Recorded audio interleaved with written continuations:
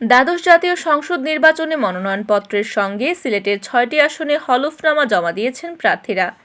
তাদের মধ্যে আওয়ামী লীগের প্রার্থী বর্তমান ২ মন্ত্রী ও সাবেক ১ মন্ত্রীও হলফনামায় সম্পদের বিবরণ দিয়েছেন নির্বাচন কমিশনে। হলফনামা ঘেঁটে দেখা গেছে, একাদশ জাতীয় সংসদের তুলনায় দ্বাদশ জাতীয় সংসদ নির্বাচনে হেভিওয়েট ৩ প্রার্থীর সম্পদ বিবরণীতে এসেছে বড়সড় পরিবর্তন। বর্তমান ২ মন্ত্রীর সম্পদ বাড়লেও কমেছে সাবেক শিক্ষামন্ত্রী নুরুল ইসলাম নাহিদের। সিলেট ১ আসনে আওয়ামী লীগের প্রার্থী বর্তমান সংসদ সদস্য পররাষ্ট্রমন্ত্রী ডক্টর এ.কে আব্দুল মোমিনের বাৎসরিক আয় কমেছে ৯,৭০,১৯৫ টাকা। তবে অস্থাবর সম্পদের পরিমাণ বেড়েছে ৩,৯৩,৫৪,৫০৬ টাকার। তার স্থাবর সম্পদও বেড়েছে ৫৭,৫১,৭১০ টাকার। আর স্ত্রীর নামে আগে ১৩ লাখ টাকার অস্থাবর সম্পদ ছিল, এখনও ততটুকুই আছে। পক্ষান্তরে সিলেট ৪ আসনে আওয়ামী লীগের প্রার্থী বর্তমান সংসদ সদস্য সরকারের প্রবাসী কল্যাণ ও বৈদেশিক কর্মসংস্থান মন্ত্রী ইমরান আহমদের বাৎসরিক আয় বেড়েছে ১৪,৮৮,৮২৮ টাকা। সেই সঙ্গে অস্থাবর সম্পদ বেড়েছে ৪,৫২,৮৭,৮৭১ টাকা। স্ত্রীর নামে অস্থাবর সম্পদ ৫,৭৬,৯৫,০৭৩ টাকা দেখিয়েছেন হলফনামায়।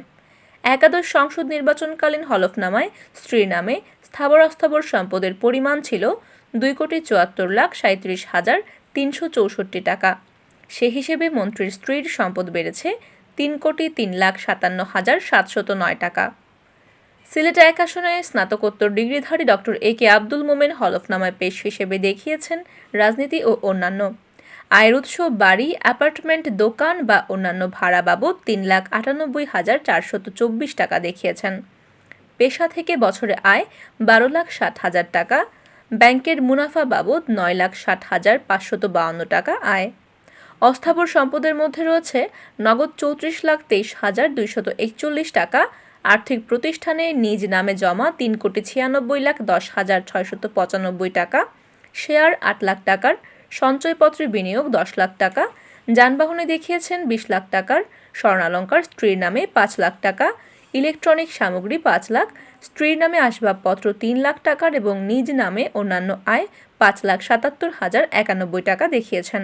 স্থাবর সম্পদের মধ্যে অকৃষি জমি অর্জনকালীন মূল্য দেখিয়েছেন ২২,৫০,০০০ টাকা, দালান কোঠা অর্জনকালীন মূল্য ১৯,৭৫,৮৮৫ টাকা, বাড়ি অ্যাপার্টমেন্টের অর্জনকালীন দাম ৪,১৯,৩১,৮২৫ টাকা।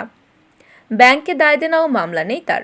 আর গত ৫ বছরের নির্বাচনী প্রতিশ্রুতির মধ্যে দেখিয়েছেন ঢাকা সিলেট ৬ লেন রাস্তার কাজ চলমান, সিলেট কুমারগাঁও ও বাতাঘাট এয়ারপোর্ট ৪ লেন রাস্তার কাজ চলমান, ২৫০ শয্যা বিশিষ্ট হাসপাতালের কাজ প্রায় শেষের পথে। ১২ বছরের রিপ্লেসমেন্ট গ্যারান্টি নিয়ে তানভীর মেটালি প্রথম বাংলাদেশে। তানভীর মেটালের স্মার্ট পণ্য ব্যবহার করুন, স্মার্ট হন।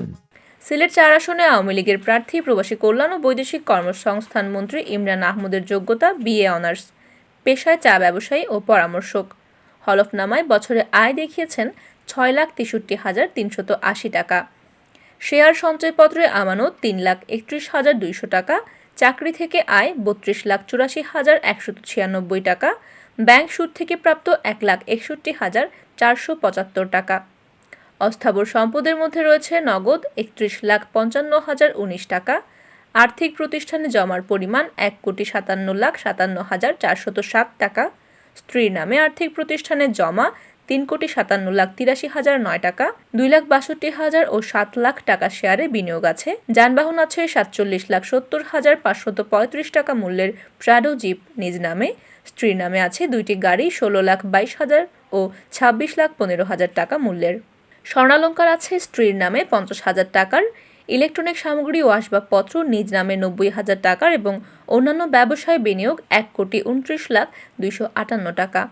স্থাবর সম্পদ রয়েছে কৃষি জমি ৪.৪৭ একর পৈতৃক সূত্রে এবং স্ত্রীর নামে ৭৫,১৮,৫০৭ টাকা মূল্যের ১০৫ শতক, অকৃষি জমি নিজ নামে ৪.৫ একর ক্রয়কালীন মূল্য ৫৫,০০০ টাকা, স্ত্রীর নামে ৫ কাঠা জমি ১,৫০,০০০ টাকার, ২৫ শতক জায়গাতে স্ত্রীর নামে ৬ তলা বাড়ি ১,১,৫৬,৫০৪ টাকা মূল্যের, রয়েছে চা ও রাবার বাগান এবং মৎস্য খামার, তবে ব্যাংকে দেনা ও মামলা নেই তার। সিলেট ৬ আসনে আওয়ামী লীগের প্রার্থী সাবেক শিক্ষামন্ত্রী নুরুল ইসলাম নাহিদের যোগ্যতা বিএ পাস। পেশা দেখিয়েছেন রাজনৈতিক কর্মী হিসেবে সংসদ সদস্য, সভাপতি, স্থানীয় সরকার মন্ত্রণালয়ের স্থায়ী কমিটির সদস্য। তিনি বছরে আয় দেখিয়েছেন ৫০,৩০,১১৩ টাকা, যা গত নির্বাচনে দেখিয়েছিলেন ৩২,১০,৪১০ টাকা। অস্থাবর সম্পদ দেখিয়েছেন ১,৯,৯৩,১৩২ টাকার। একাদশ সংসদ নির্বাচনে অস্থাবর সম্পদের পরিমাণ ছিল ২,১৬,৩৩,০৩৯ টাকা। এবার স্থাবর সম্পদ দেখিয়েছেন ২২,২৮,৪৪০ টাকার।